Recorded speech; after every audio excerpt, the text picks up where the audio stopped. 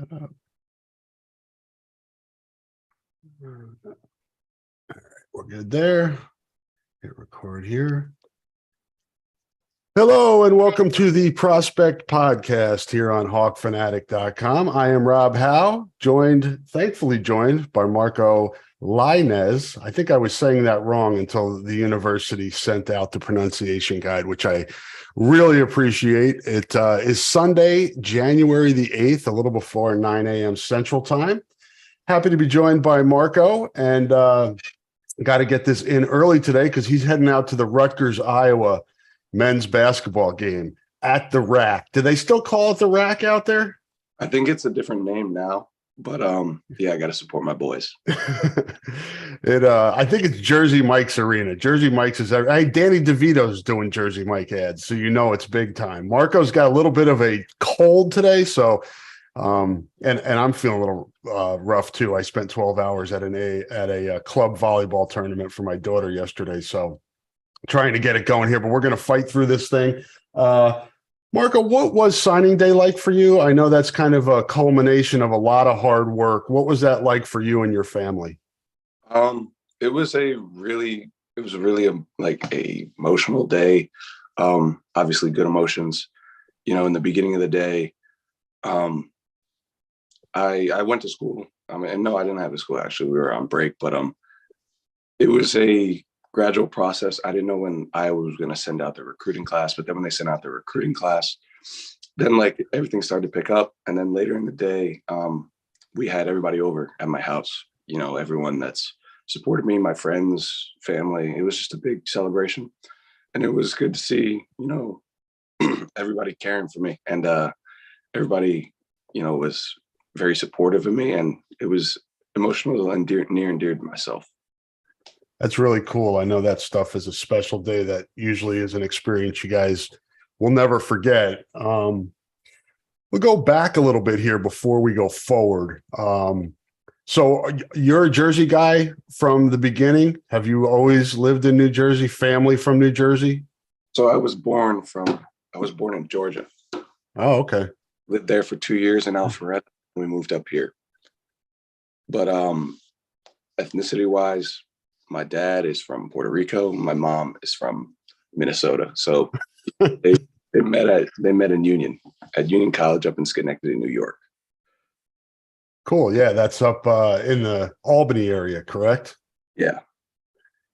Yeah, and I was talking to Marco before I got in here. I have a lot of family back his way, so got a lot of common ground there. So football. Was that always the first love? Was that the first sport you got into? And what other sports have you played throughout your life? So I'm a Giants guy. Thankfully, my Giants are in the playoffs. I'm a Jets fan, so we're not. Sorry. My grandpa is, so he loves the Jets. But I think my first love started when I started watching Eli Manning on the big screen. I felt a love for it. And then one day, I asked my dad, they get paid to play that thing? And he was like, yeah, they get paid to play football. I was like, well, sign me up. I was like, I want to do that. I mean, I don't want to, because I used to think I was like, oh, you go to school, go to college, go to work.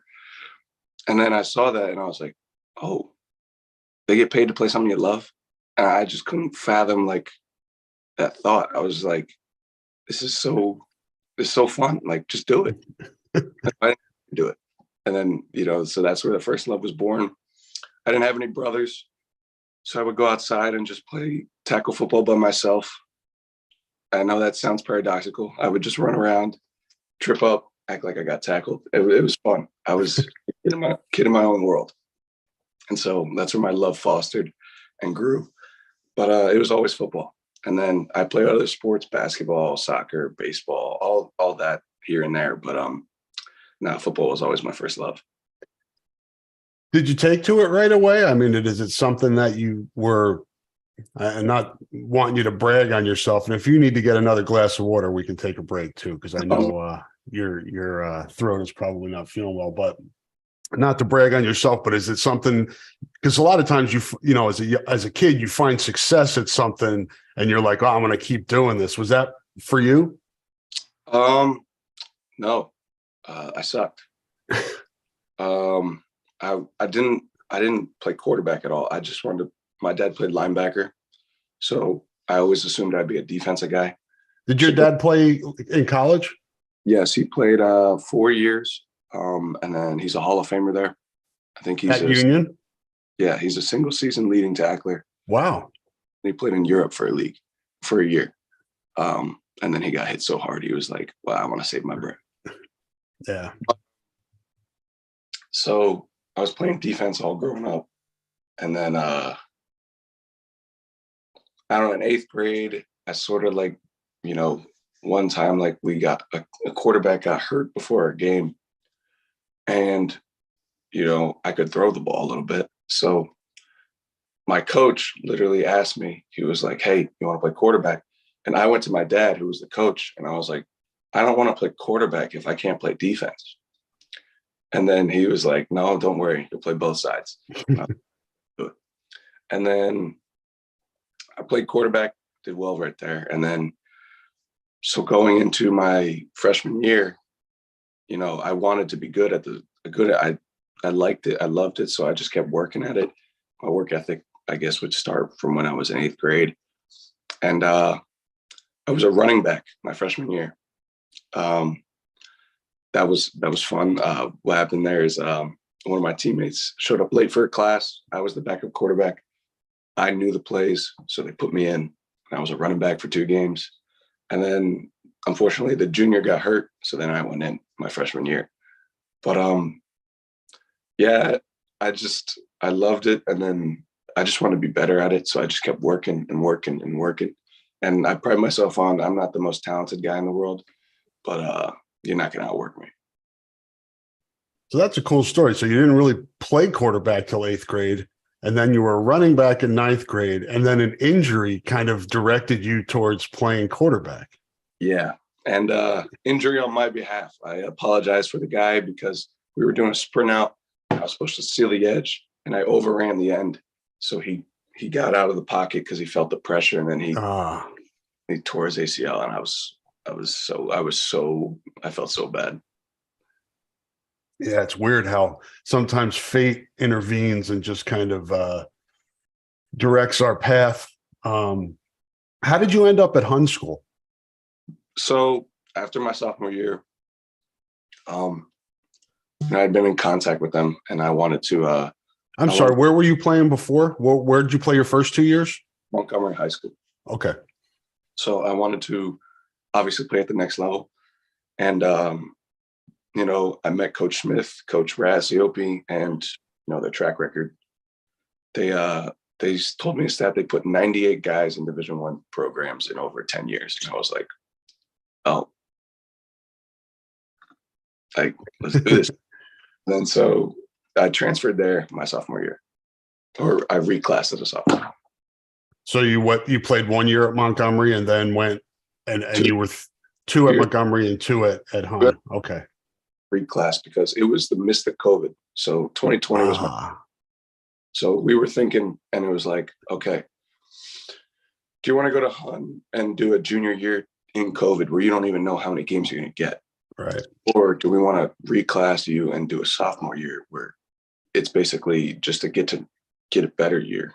Mm-hmm. And, it doesn't really count because your junior year is a big year. So we were like, yeah, let's just do sophomore. And then we had 6 games. So yeah, it paid off because then my junior year was the big year that I could prepare for. Some stats here and some awards here from Marco. This is from the bio that was sent out on the press release last month when the class signed. 4-year quarterback letterman, also played running back as a freshman. Team won MAPL championship as a junior and a senior, posting identical 9-0 records in back-to-back seasons. As a senior, completed 97 of 125, 77.6%. That's good. 2,182 yards, through the air with 23 touchdowns and 5 picks, and 573 on the ground with 5 touchdowns. What's that league like, Marco? I know I'm familiar with, I covered New Jersey high school football before coming out here to work and cover Iowa football. A lot of schools, man. So what's your league like? So we play in the Maple League, Mid-Atlantic Prep League, and then we also play in the NEPSAC, which is the New England Prep School. Oh, okay. So we're playing, Petty, Lawrenceville, all those schools around us. And, they have Division I athletes here and there. They have some guys that are going to play at the next level. But, we've ran that league for about like 5 years now. So we went to the NEPSAC, where that's like Brunswick, Suffield. Those are all the New England schools. Yeah. And good. Cheshire, they have a lot of, grit. They're just feisty, and they're just scrappy teams to play against. And they have guys here and there that are really good, but as a unit, a lot of them are really good together. Like Brunswick was a good, well together team. Cheshire was the same. Wyoming Seminary was really good this year. So we just played. We were in some dogfights in the beginning, but then we just pulled away at the end. But physical games. Yeah, and I know a lot of guys obviously come out of Hun, but that New England league is a good league. Is that where Nico came from? Is Nico from that? Nico played up there, right? What school is that? He's on the other side, so there's 2 sides. So there's Brunswick, Suffield, and the other side's Avon Old Farms, which is where Nico went. Yep. And then it's Choate, Loomis Chafee, all those guys.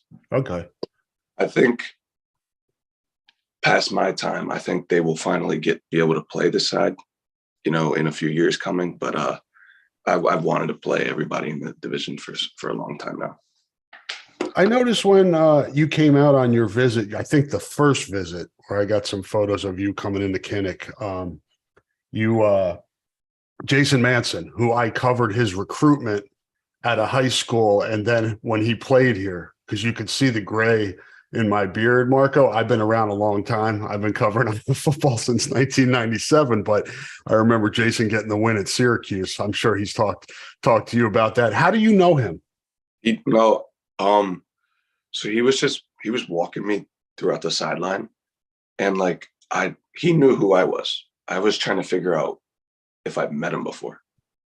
And I was like, I know this guy. I gotta know this guy. And then we're talking, and then I asked him a stupid question. I was like, because we were talking about playing, and I was like, yeah, what about how'd your games go? In that situation.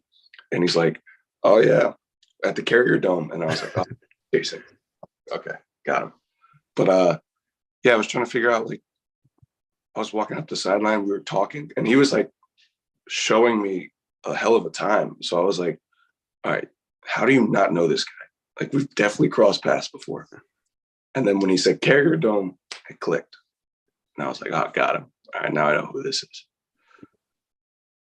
Yeah, and he was a heck of a player in high school in Connecticut. And Jamel Lewis came out at that time too from that Connecticut area, and he's coaching up now at Cedar Rapids Jefferson. But I digress. You're looking for a school. You've got good options. You fly halfway across the country to cornfields. And I remember making my first trip out here. I'm like, yo, man, flying into Cedar Rapids, we're going through, it was August, so we're going through the corn. I'm like, whoa, what is going on here? And then I got on the Pedmal and realized how great Iowa City was. What was it for you when you came out here? What was the vibe like, and what kind of was your impressions when you first came out here? I would say just my first impression when I got out there, I was flying in. So you fly out of Newark, you fly into Minneapolis or Minnesota, and then you fly into Cedar Rapids. So when you fly out of Newark, you see the bustling life, the city life. You fly into Minnesota, you see suburban houses, mostly suburban houses from where that airport is. Then you fly into Cedar Rapids and you just see yellow, all over the place. And I was like, where the houses, where the community is at. And so I was a little skeptical, a little nervous there. But then when I got to Iowa City, especially my official visit was during the block party. So that was just, amazing in and of itself. And, but, I was looking for, a staff that just could develop me. And I had a gut feeling when I was in a meeting with Kirk Ferentz, and I trust my gut. I was like, this guy is a legend for a reason, and I want to be the guy that play for him. And then same thing with Brian. I was talking with him, and I was just sponging up everything he said, and I was like, this guy is gonna make me a better football player. I'm gonna put the work in, but then he's gonna make me a better football player on top of that. And so I just had a gut feeling. In the building, everybody's very tight knit. Everybody loves each other, and then it's not like that in Jersey, but you can go out to Iowa and it seems like every single person you come into contact with Iowa, on campus or off, is a spokesperson for the city of Iowa. You say something, they're like, Iowa's a great place, love it. And like, they're just salesmen for Iowa. And you're like, I have not heard one negative review. And I was like, this is the place. How much did, Tony and his relationship with Nate and Spence and that kind of group, and just having, I guess, some confidence in what those guys are saying, how much did that help? A lot. Being around Nate and Spence and their work ethics and, everything they said about Iowa, it's, when you hear it from one guy, you hear it correctly, but then when you hear it from another guy who's there currently, Spencer, you believe in it. And, when I went out there, it just validated all my opinions. It validated everything I had, questions about anything. Because I would always just pick their brains about the place, because this is when I had the offers and I was trying to figure out, where I would like to go. And, when I just went out there, it just validated everything they said. And I was like, this is it. What were the conversations like with your parents? I'm sure they would, as much as they know and love that you found a place you're comfortable, I'm sure there were probably a part of them that's like, really, does he have to go halfway across the country? Couldn't he play closer to home? So I'm blessed to have two parents that,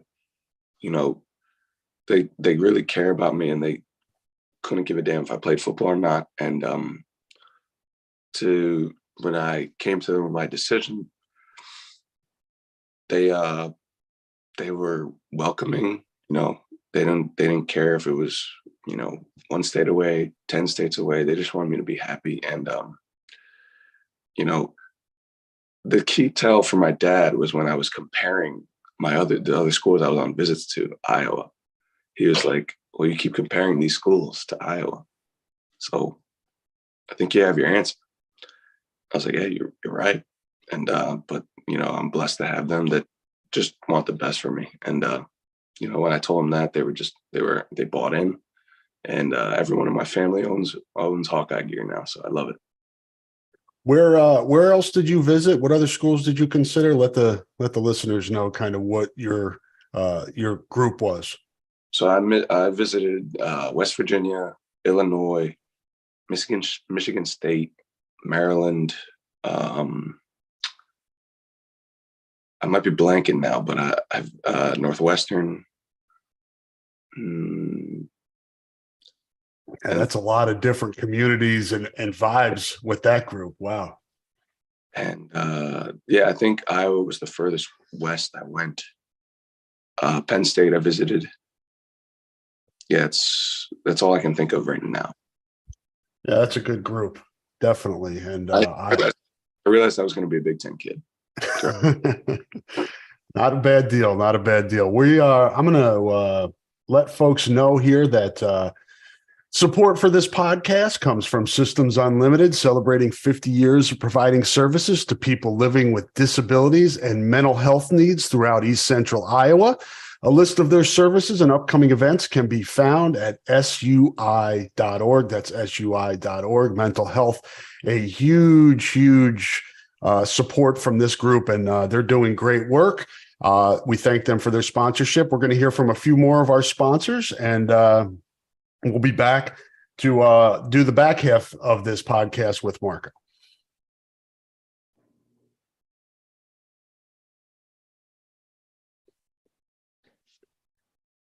And we are back. Thank you to our sponsors. We appreciate them supporting the podcast and allowing you to get a little insight into some of these guys that'll be on campus next year. Some of them are coming in this month, amazingly enough. What was it? We see a lot of guys jumping in January, Marco. What was it for you that you wanted to wait until the summer before coming to Iowa City?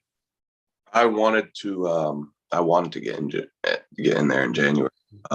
Just long distance and everything didn't work out with my school personally. And so, we came to an impasse, like I can get out there early June. And so, I'll spend the summer out there and get ready to work. What do you do now to kind of get yourself prepared for that arrival? So they Iowa sent us their strength program. So I'm getting on that. And, Brian and I will meet and we will talk about play calls and all that stuff. And I'll just get used to it. And then I'll study it. He'll give me stuff to study. And then when I'll study like a madman here.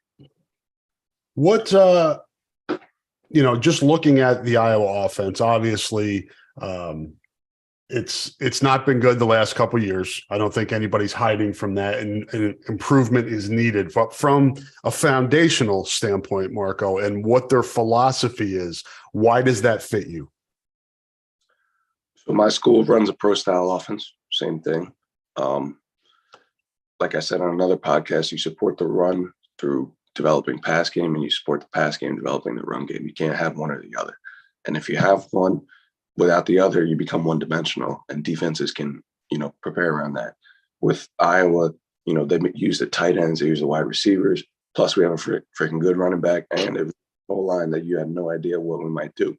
We might run it down your throat. We might go on the gun. We might pass it, or we might be play action game. So all this stuff that works together and culminates together, I've done a obviously dumbed down version of that at the high school level, but I just saw an easy transition. And then if you look in the NFL, I would like to say over 80% of the teams, except the Kansas City Chiefs, go under center. And they use that under center play action game package because it helps them open up the pass game. So, I just think it's a developmental process for me that I can take on a better level. Just looking at kind of, this drives me nuts because I've been doing this for a quarter of a century, and there's always through the years, he's a pro style quarterback. He's a dual threat quarterback. He's a running quarterback. I mean, everybody kind of wants to put a label on you. Rather than do that, what do you feel are the strengths of your game, and what can you do to help an offense? Or what are I guess more, what are the strengths of your game? And do you have the ability to make plays off schedule and to move the pocket and things like that? Yeah. I've been fortunate to have a coach in high school that, noticed my strengths. And so he would have me move the pocket a lot, throw on the run. And, a little bit more this year than last. My last year, the years prior, my running ability really took off. I had a really good awareness, when I was running, making guys miss. So I'd say that's one of my strengths is extending plays, throwing on the run, and then being able to get 15 yards, getting a first down. Obviously I'm going to have to learn how to slide. That'll come with the territory. That's the linebacker in me and my dad. But don't ask Spencer for help on sliding. We've given him a lot of crap over he finally got it towards the end, but he had some difficulties in figuring out how to slide. But then passing wise, I love just being in play action. I'm not 6'6", so if I give a good play action fake, they don't know where I am or the ball. So that'll help. That'll just help me a split second more. And then in the gun, I just like the opportunities it opens up. You're able to manipulate guys, and then you can make plays off schedule. So I'm just excited for it all. This is just a new era of college sports with NIL, transfer portal, just different than it's ever been before. What's kind of your view of that? The movement, you see all these quarterbacks, Devin Leary goes from NC State to Kentucky, and the kid at Virginia goes to NC State. It just seems like there's so much movement. Does that create any uncertainty for you what the future is going to hold, or do you just take it day by day, knowing that there's so much movement now? Well, my dad has always told me you never know. Like he's always said maybe. You never know what the future holds. So we're going to take it day by day. But I know for me, in the household I grew up in, especially instilled in me through my grandparents, that where you are, you make it work, and you find a way. You don't go into a hardship and then just back off and go somewhere else. That's not my philosophy. If that happens, if something happens where, I just want to be able to be here as much as I can. The college football landscape with all the quarterbacks, it's just the day and age it is now. But I know for me, I want to stay a Hawk throughout my career, and there's going to be hardships. I know that there's going to be peaks and valleys, but just keep working your ass off. That's how they've taught me. And I wouldn't like to envision myself, going in the transfer portal. That's not what I would like to envision. I would like to envision myself, working and earning for everything I get down the road. What was your reaction when you heard Cade McNamara was coming to Iowa? I was excited. That guy won a Big Ten championship, played in the playoff. The opportunity to learn from him, that's just gold right there. Just sit up and sponge, and then also we can push each other in practice. And then also the other guys, Deacon just came in, Joey just came in. It's a good group of guys. Joey played well in the bowl game. So I'm obviously very excited to learn from all three of them. I always like to get, kind of pick the brains of guys that are coming in as to whether, I talked to Leighton Jones on Monday, and he's like, I know I'm going to redshirt. He goes, there are people ahead of me at center, and the odds of me coming in there and playing right away aren't great. And I'm cool with that. I can come in and develop and kind of wait for my time, whenever that is. For you, what is it? Do you come in and say right away, hey, if I can play well enough, I can win the job, or how do you approach it?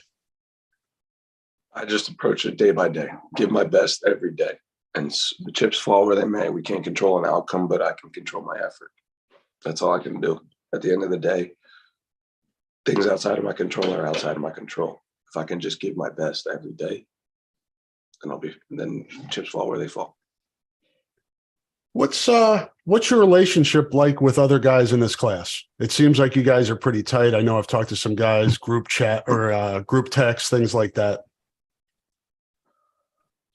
I don't know if it's just me, but I'm sensing a lot of blue collar, just work hard guys. I'm sensing a lot of just gritty guys who just want to get it done and want to work their ass off. And that's me to a T. So just talking with these guys, they all have a chip on their shoulder. It's awesome. And the chip on my shoulder, the chip on John Nestor's shoulder, the chip on Leighton Jones's shoulder. I mean, I think it can be a pretty dangerous bunch. What have you guys talked about kind of goals for the class and what you guys would like to achieve in the program? We want to achieve the highest success possible for each and every year, whatever that might be, but we want to give everything for Coach Kirk. I've never been around a person, I'm a very loyal person at heart. And the minute I met him, I wanted him to be my head coach, no one else. And I want to achieve as much as I can for him, because I don't know, we don't know tomorrow. We don't know how long someone's going to be in coaching, with this day and age. But, I know he's obviously secure other than other people. But day to day things might change. But hopefully, I want to give him as much as I can for,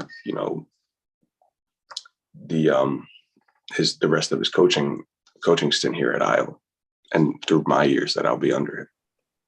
Can you put your finger, Marco, on what it is about him that attracted you? I don't know. It was just something I felt like. It was something that said, like, this is your guy. Like, stop looking, everywhere else. Like, this is him. Like, this is the coach for you. And it just got like, I just felt something. I was like, this is it. Like, this is my guy. And you suit up for him. You give everything you got. So that's kind of how it happened. And you talked a little bit before about Brian. What gives you guys a connection? Because a lot of times it's, like-minded football philosophy, but it's also a personality, that relationship between a quarterback and his position coach is sometimes unlike anything else. Yeah. So he doesn't just call me about football. It's not just a football relationship. He calls me, hey, how's school going? And, I obviously tell him, like, hey, I don't like this class, or I like this class. And he's like, yeah, it is what it is. But, we sometimes just shoot it back and forth and just, enjoy each other's company. And then, when it's football, it's business. Like, let's do it. So I like that. Big Ten school, tough academics, but a really great opportunity for, a pretty valuable degree. What are your academic goals? So I've been thinking about that. I definitely want to graduate from Iowa with a degree in my field. The health and studies track is where I'm going. And I want to be able to, learn. I'm going in the, exercise science way, because I want to learn how to keep my body in the game. So I definitely want to be able to graduate either in 4 years or however long that might take. If I have the opportunity to get a master's, yes, 100%. But definitely graduate in 4 years. Like to have some fun with you guys, just to give people a little insight into not necessarily what makes you tick, but some of your interests. Obviously, you put a lot of time into your schoolwork and the game. What do you do to kind of, relax, get away from things, ease your mind a little bit? I'm a big dog guy. We have a dog, Rottweiler. So, sometimes, when I'm tired and all that stuff, I just might take her out and just have, or just have her chill with me. My parents don't know she's not allowed on the couch, but now they're going to know. Now they're going to know. But, and then also, I might just, play some Xbox, PS4, just get my mind off it. Or I started to get into chess a little bit. I like that. Right now for me, I'm only good for one game because it's very mental tolling for one game. Yeah. And someone's like, yo, let's play again. I'm like, I'll get you tomorrow, because I give everything for the one game. And then I like to read. Reading, I think it's fun for me. I like the murder mystery stuff. That's pretty cool. Just learn about, just guessing who did it. And then that, interests flow with me as it is. So, if I like something, I'm just going to keep doing it. Yeah, that's the genre of reading I like as well. I really enjoy kind of murder mysteries, thrillers, stuff like that. What are your go-to video games? Yeah, it's got to be Madden and NCAA 14. I play the NCAA game a lot. I didn't really like the way Madden just got repetitive over the years. So I went back to the old ways. I play the old Maddens because I think they're fun. And then, those were the guys I grew up with watching. I grew up watching Troy Polamalu, Ray Lewis. I grew up watching believe it or not, David Garrard. I grew up with those guys, and that's the NFL I knew. So that those old games are like a reminder of it. I know you're going to probably make me jealous and envious here, but because I miss if there's one thing I miss about back east, it's the ocean and it's the food. What are your go-to foods back there? Pizza, obviously pizza. And little pork roll, egg, and cheese, man. That's what it's out like. That's what it's known for out here. They do it well out here, man. Yeah, no doubt about that. My mom lives in Kingston, New York, and so I've got kind of that Kingston to South Jersey. So the pizza, Italian, all the way down to like the Philly cheesesteak. That's my role when I go back there to try to hit as many of those things as possible. What you got a pizza place you like? I'll shout out the ones in Montgomery. So we got Alfonso's, Benemino's, Gentile's, and we got New World Pizza. Those are like the four in our town. And I really like all of them. It just depends on how I feel one night. But you always got to shout out. I got pizza, bagels, but then upon that, mom's cooking. It's better. Yeah, no doubt. That's what I miss as well as my mom's cooking. But she comes out here every now and then and whips something up. But that's my Italian background. What would you like to say to Hawkeye fans about yourself and just kind of letting them know how you feel about being a part of the program that they root for? I would like to tell Hawkeye fans,